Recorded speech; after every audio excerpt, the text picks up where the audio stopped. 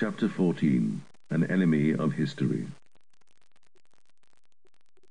If you have always found history boring, you are going to enjoy this chapter.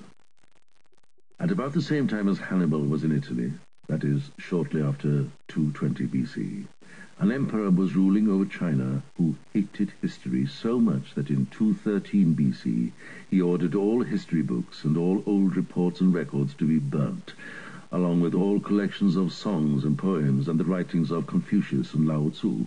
In fact, everything he considered to be useless rubbish. The only books he permitted were ones on agriculture and other useful subjects.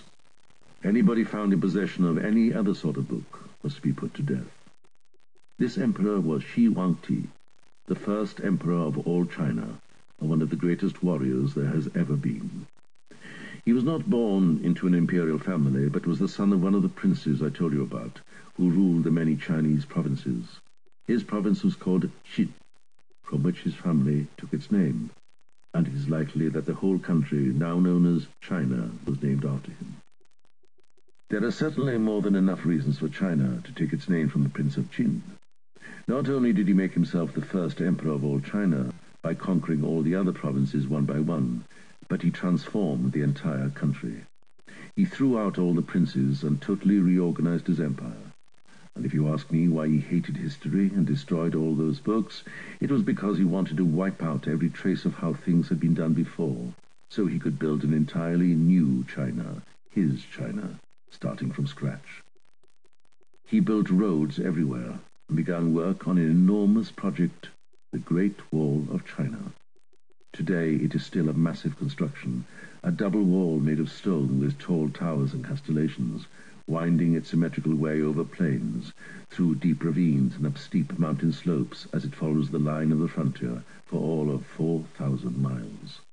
Shi Huangdi built it to protect China's many hard-working and peaceable peasants and townspeople from the wild tribes of the steppes, whose warlike horsemen roamed the vast plains of Inner Asia.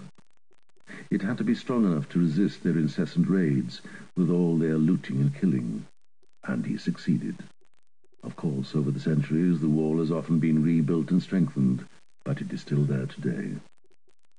Shi Huangdi didn't have a long reign. Soon a new family ascended the throne of the Son of Heaven. This was the Han family. They saw no need to undo all Shi Huangdi's good works, and under their rule, China remained strong and unified. But by now the Hans were no longer enemies of history.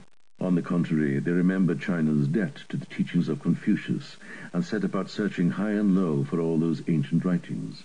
It turned out that many people had had the courage not to burn them after all. Now they were carefully collected and valued twice as highly as before, and to become a government official, you had to know them all. China is, in fact, the only country in the world to be ruled for hundreds of years, not by the nobility, nor by soldiers, nor even by the priesthood, but by scholars. No matter where you came from, or whether you were rich or poor, as long as you gained high marks in your exams, you could become an official. The highest post went to the person with the highest marks. But the exams were far from easy. You had to be able to write thousands of characters, and you can imagine how hard that is.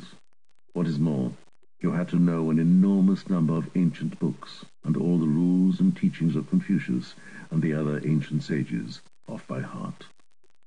So Shi Huangdi's burning of the books was all in vain, and if you thought he was right, you were mistaken.